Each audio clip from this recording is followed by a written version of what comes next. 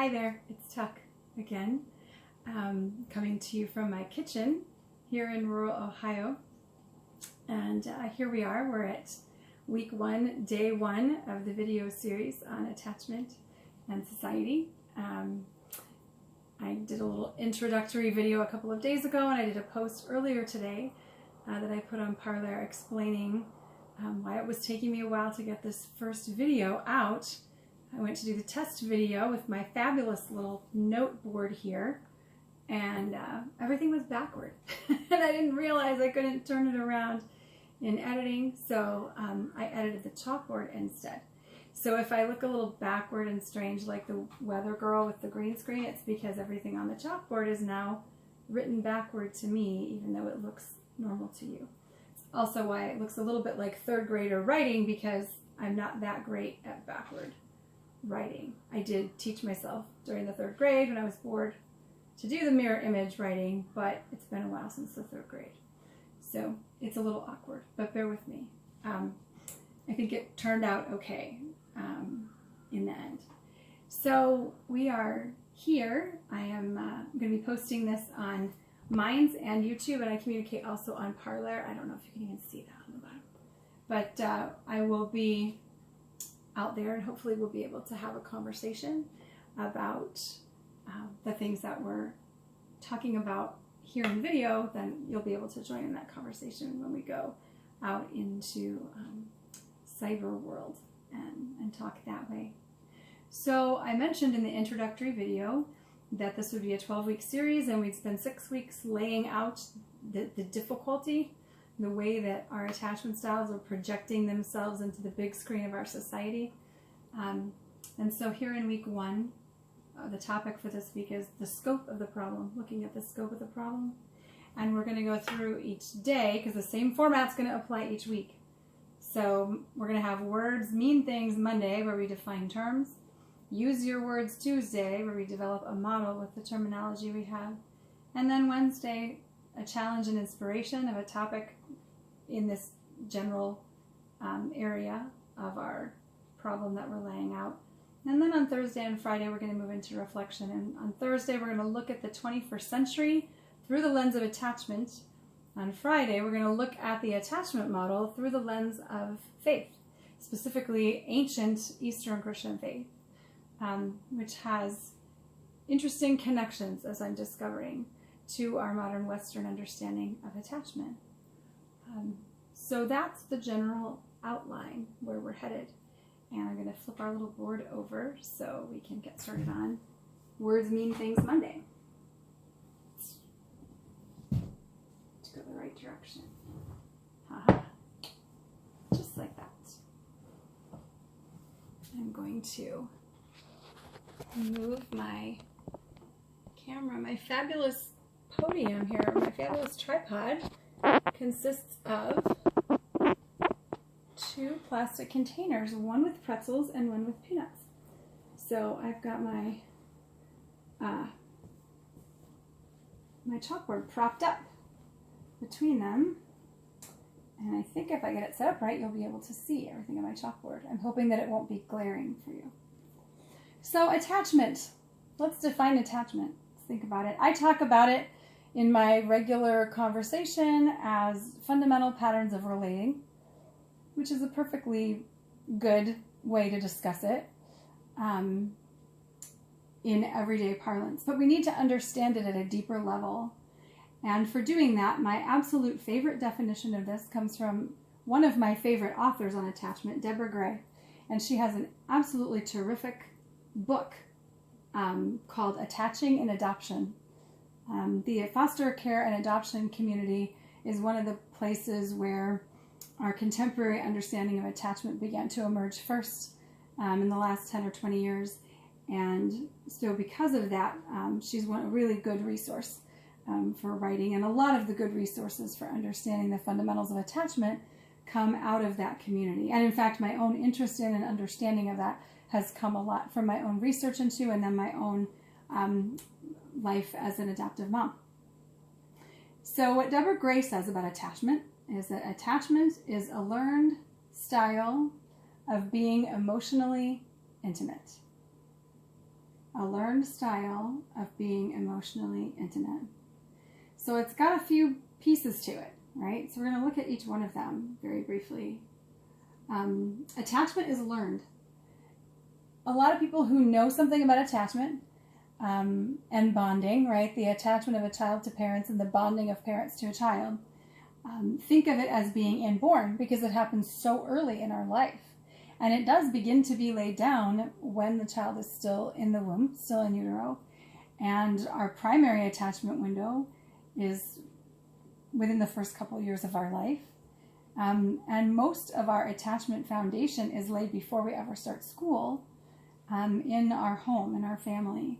And then we take those patterns out into the world, out to school and out into the other relationships that we have.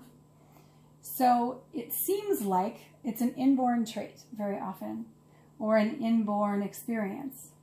But it's not really. What happens is we have human beings, and in fact, all animals have a capacity for attachment, and our capacity for that is created, but our ability to do it and the way that ability expresses itself are actually developed as we exercise our capacity, right? And as the other people in our lives train us through their behavior, they work our capacity in a particular direction, which is what allows that attachment style to form over time, because it is in fact learned over time. It's just learned very, very early. Because it is something that we learn over time, and there's such a wide range of experience in it.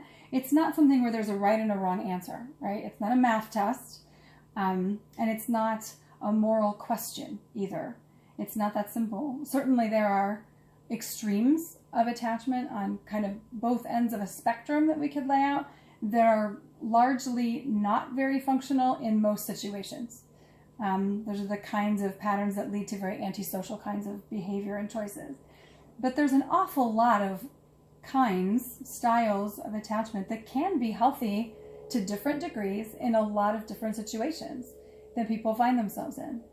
And so what we focus on properly, I would say, when we look at attachment is the strength or weakness of different aspects of our attachment and the health of our attachment for our particular situation that we're in. One of the places that we encounter difficulty is when the attachments that we formed early in our life don't suit us when we move into a different setting or a different relationship or a different life circumstance. And that tends to be when people have sort of global struggles adapting to their life. And this approach can be a really helpful healing approach, right? To look at what's going on in my life from the perspective of our fundamental patterns of relating. What we see is that there's a lot of variety and a lot of overlap. My attachment style has been formed by some interesting early life experiences for me. Some of them are completely opposite of my adopted son's experiences, and some of them are very similar, actually. And so it's interesting to see the ways things overlap and the ways they don't, and the wide range of variety that people can experience. People who seem very similar can have very different experiences. People who seem very different can have a lot of similar elements to their experience, which is one of the really interesting things about looking at healing through an attachment lens, rather than strictly through a diagnostic lens, which is always looking for, do you meet these criteria? It's very concrete. And this isn't as much. It's a little more inviting of an open perspective on, it's more descriptive and less clinical, less diagnostic, and criterion based. So that can be very helpful. So that's a way of thinking of it as a style instead of a diagnosis. This intimacy is an emotional intimacy. There's all kinds of intimacy, but when we're looking at attachments, we're looking at how we've trained the emotional part of ourselves. In the healing work that I do, I look at the human being through 4 different aspects of who we are. Through our physical being, our cognitive being, our mental awareness, and our spirit, the way that we relate to God or to the transcendent, the holy. But this is specifically about our heart. This is specifically about the way our hearts are formed through our constant and repeated interactions with the people who are meeting our basic needs. So when Deborah Gray says this style is about being emotionally intimate, it is specifically about the way that we guard our heart and the way that we offer our heart. And it is ultimately about being intimate, right? I heard once when I was just starting out in my work, I was trained by a really gifted therapist, and he described intimacy as being honest about our feelings. I thought that's a really simple and clear definition, this kind of emotional intimacy he was talking about.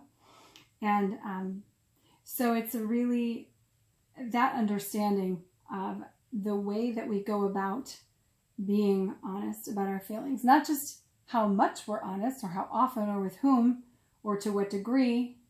All of those are important. Where our boundaries are, all of that is affected by our attachment style. But I also had an interesting conversation once with my best friend from high school, who was talking to me about conversations that he had with his brother about the difference between being honest and being forthright. And that always comes to me when I think about intimacy in terms of attachment style, because it's a really good example of a very fine line, a very fine distinction between maybe one or another shading of a style and attachment, right?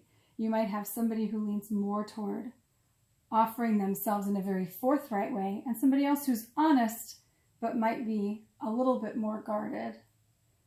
So when I say that we're looking at variety, that's what I mean, right? There are subtle distinctions that really affect our fundamental pattern of relating to one another that absolutely have to do with our type and degree of being honest about our feelings. So that's kind of how all of these aspects of attachment fit together. And I really think that this definition by Deborah Gray sums them up beautifully. So that's the extent of defining our terms for this week, for looking at the scope of this attachment issue. We'll do a lot of coming back to this as a definition. It will begin to form our model when we go into the work we're doing tomorrow. We will look at what our model is, and it will come directly out of this. So anyway, thank you for listening, for being here, and for engaging in this conversation. I welcome comments and feedback and thoughts and observations. You can communicate with me on Minds or comments on YouTube or on Parler. I've not made the foray into these formats before, but I will do what I can to figure them out. If anybody has feedback just about that process too, as we're going through it, that would be great for people who've done this more than I have.